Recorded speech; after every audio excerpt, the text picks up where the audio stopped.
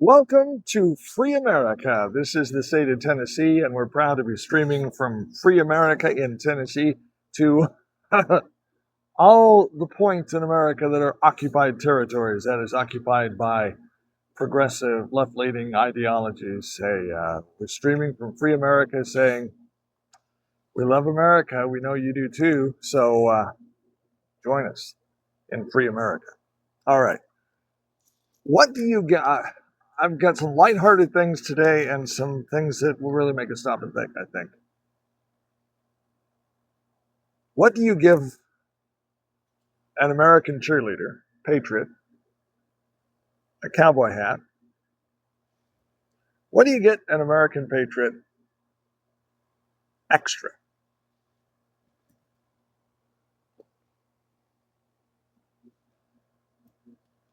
Another cowboy hat. Thanks to Mitch of Mitchell Air Systems in Chattanooga, Tennessee. He watches our videos and says, hey, I thought you needed a new cowboy hat to go with your shirt. So what do you think of this one? Yeah, that makes a statement, don't you think? I saw a video this morning, and thanks, Mitch, by the way. I saw a video this morning. They were at a baseball game. I'll have to watch it again and see which baseball game it was. In fact, we'll post the video on our platforms. An older man slapped the back of the head of a younger man who didn't stand for the national anthem. Right in the back of the head. Get up, man! This is the national anthem. You're supposed to stand. And the young man kind of groused, but he stood up. Why do we make people stand for the national anthem? I hold in my hand 17 reasons why.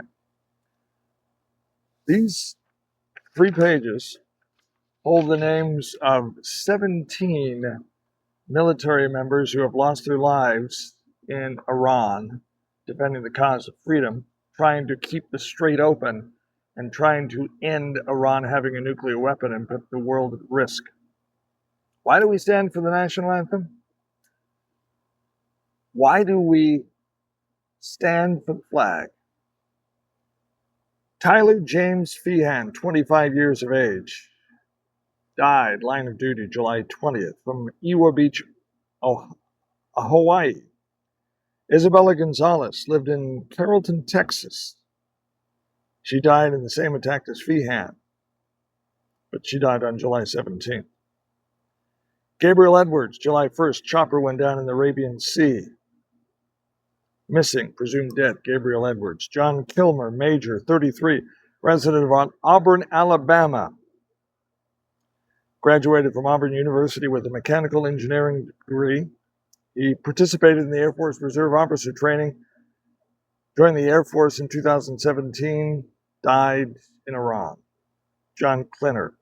Ariana Savino, 31, resident of Covington, Washington. Member of the 99th Air Refueling Squadron. Active duty commission since 2017, died in service to her country. Ashley Pruitt, Tech Sergeant, 34, resided in Bardstown, Kentucky. Member of the Air Force Refueling Squadron, died in service to her country. Seth Koval, 38, Stoutsville, Ohio, aircraft commander assigned to the 121st Air Refueling Ring at Rickenbacker Air National Guard Base in Columbus, Ohio. Died March 12th in a crash in Iraq. Curtis Anks, 30, resident of Columbus, Ohio, part of the Air Refueling Wing. Tyler Simmons, 28, Columbus, Ohio. Benjamin Pennington, 26, resident of Glendale, Kentucky. Jeffrey O'Brien, 45, resident of Waukee, Iowa. Robert Marzin, Chief Warrant Officer, 54, lived in Sacramento, California. Nicole Ammer, Sergeant First Class, 39. DeClane Cody, 20, lived in Des Moines, Iowa. Cody Cork, 35, lived in Winter Haven, Florida. And Noah Teachins, Sergeant First Class, 42, resided in Bellevue, Nebraska. That's why we stand for the flag. That's why we put our hands on the heart of the flag. That's why we don't worship a flag. We don't worship cloth. We remember and honor the sacrifice of so many brave men and women. latest count is 17 of the current conflict, if you want to call it that. So people say, why should we fight the war in Iran? It's Trump's war.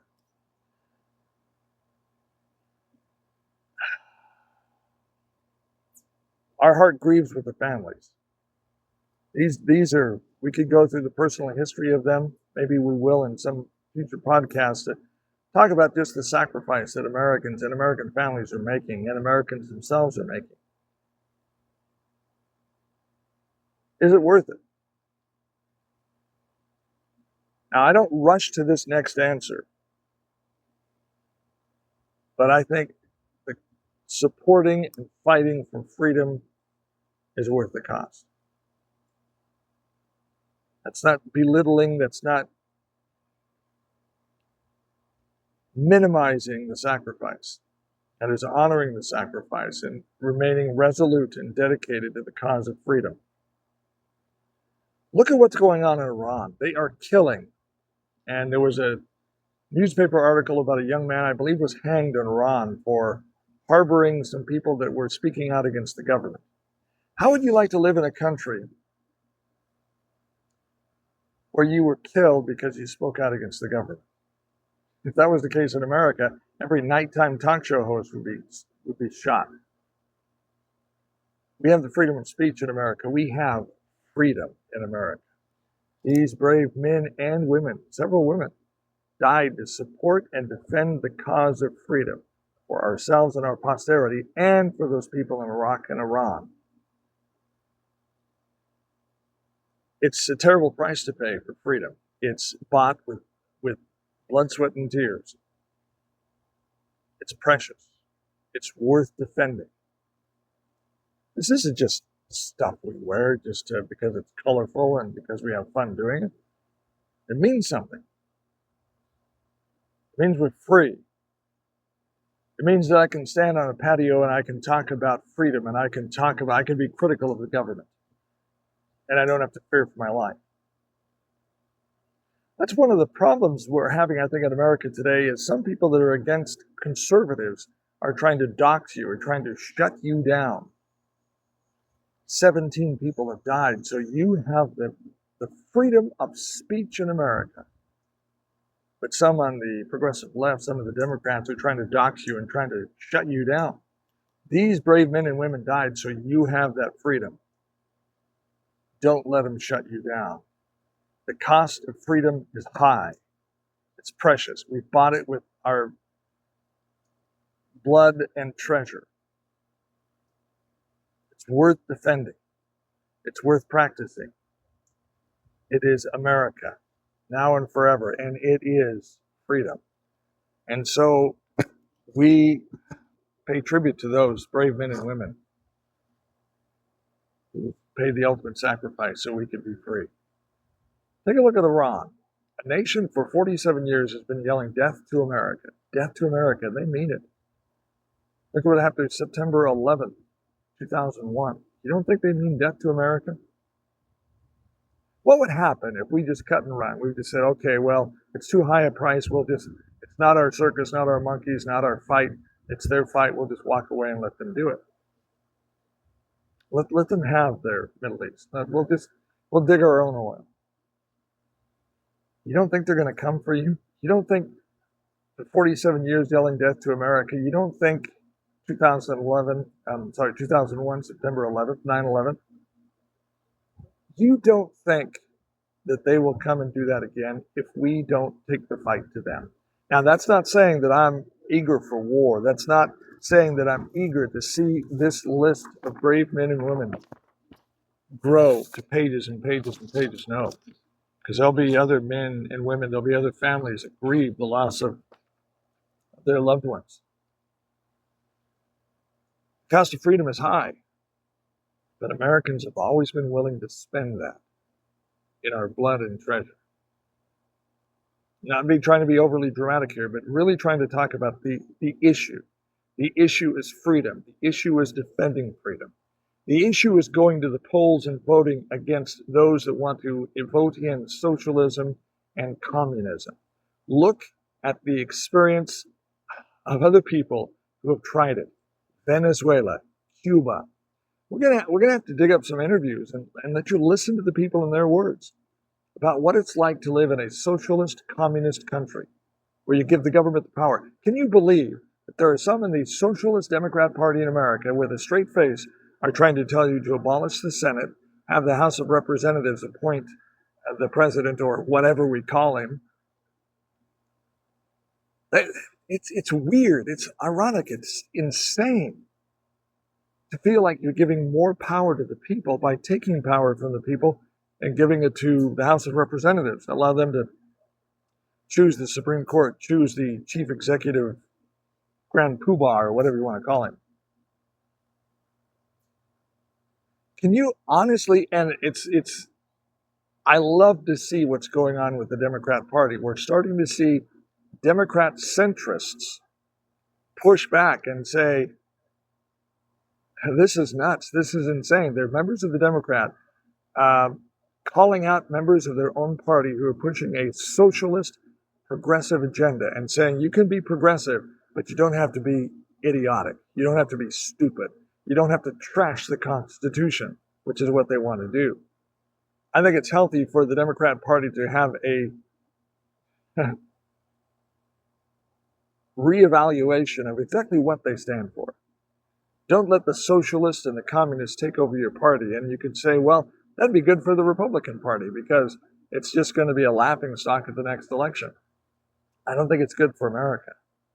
I do not want to allow a socialist or a communist ideology getting any closer to the roles of governance in America than they already are. Vote no on socialism. Vote no on communism. The constitutional form of government we have in America today is not perfect, but it does guarantee you the rights and freedom.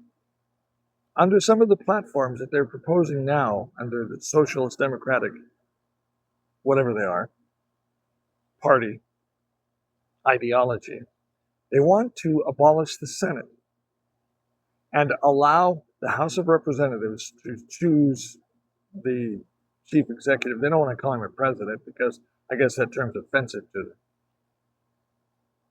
So they want to give more power to the people by taking away power of the people. They want to give more power to the people by taking away our right to choose the president.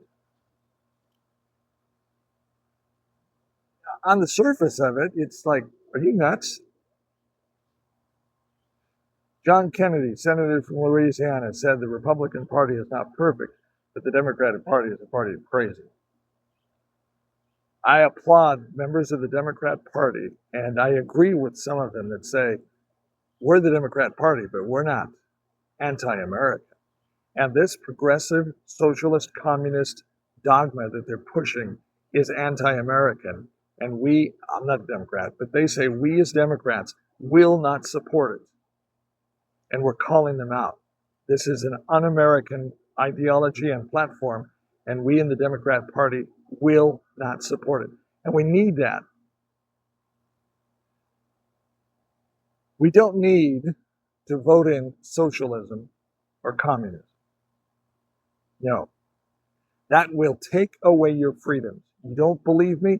Ask anyone who lives in those countries, Venezuela, Cuba, North Korea, North Vietnam, China, Russia. Ask them if they have freedoms. Why do so many people want to come to America? Why is it that so many people that came to FIFA say, hey, this America is great. It's not at all what they told us. We love America. Watch the video of a guy with tears in his eyes saying, I love America. And one foreign visitor said, I love how Americans love their country. I love it. When I was in New Zealand, one of the things that they say they love about America is that they love their country. Or at least most of us do, I think. I do. I'm sure you do too. So, thank you, Mitch. Hats off to America. This is America, now and forever. Let's keep it the red, white, and blue. Let's keep it free. Let's keep it constitutional based. Let us vote no. Just say no to communism. Just say no to socialism. We're going to be doing more videos today.